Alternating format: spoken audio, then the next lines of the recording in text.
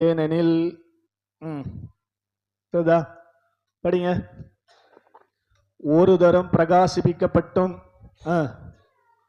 பரமையை ருசி பார்த்தும் பரிசுத்த ஆவியை பெற்றும் தேவனுடைய நல்வார்த்தையும் இனி வரும் உலகத்தின் பலனையும் ருசி பார்த்தும் மறுதலித்து போனவர்கள் தேவனுடைய குமாரனை தாங்களே மறுபடியும் சிலுவையில் அறைந்து அவமானப்படுத்துகிறபடியால் ஆமென். மறுபடியும் அவர்கள் பிரகாசிப்பது என்பது கூடாத காரியம் என்று வேதம் சொல்லுது. ஆமென் சொல்லுங்க. அல்லேலூயா. சத்தமா சொல்லுங்க. அல்லேலூயா. உற்சாகமா சொல்லுங்க. அல்லேலூயா. அதனால தேவ சமூகத்தில் வந்திருக்கிறவர்களே, நீங்கள் புரிந்து கொள்ள வேண்டும். ஆண்டவரை ஏற்றுக்கொண்டிருக்கிற, ஆண்டவரை இருதயத்தில் வைத்து கொண்டிருக்கிற நாம் எப்போதும் ஜாக்கிரதையா இருக்கணும். ஆமென். ஸ்தோத்திரம். சொல்லுங்க. அல்லேலூயா. அப்ப ஆண்டவரை தேடாம இருள் வந்து விட்டால் மறுபடியும் அந்த இருளை போக்குவது உங்க முயற்சியா தான் இருக்கும். ஆண்டவர் போக மாட்டார். ஆமென். சத்தமா சொல்ல மாட்டீங்களே. அதனாலதான் சங்கீதம் 14:53 பாருங்க. தேவனை தேடுகிற உணர்வுள்ளவன் உண்டோ என்று பார்க்க தேவன் பரலோகத்திலிருந்து மனுபுத்திரனை நோக்கி பார்த்தார். ஆமென்.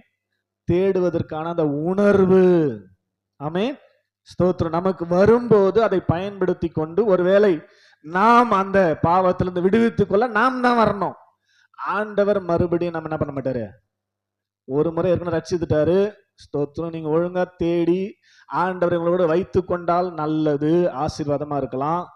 ஸ்தோத்திரம். அப்படி தேடாமல் விட்டு விட்டால் உங்களுக்குள்ள பாவம் வந்துடும். பாவம் வந்துச்சுன்னா என்னதான் ஜபம் பாஸ்டிங் போட்டு பண்ணாலும் ஆமென், அந்த பாவத்திலிருந்து விடுதலை ஆக்க தேவனால் முடியாது. ஆமென். ஆமென் சொல்லுங்க. அல்லேலூயா. வசனம் அழகா சொல்லுது பாருங்க. மனம் திரும்பலுக்கு ஏதுவாய் அவர்கள் மறுபடியும் புதுப்பிக்கிறது. பைபிள் வசனமே சொல்லிச்சு. முடியுமா? முடியாது. அப்ப எப்படிதான் முடியும்?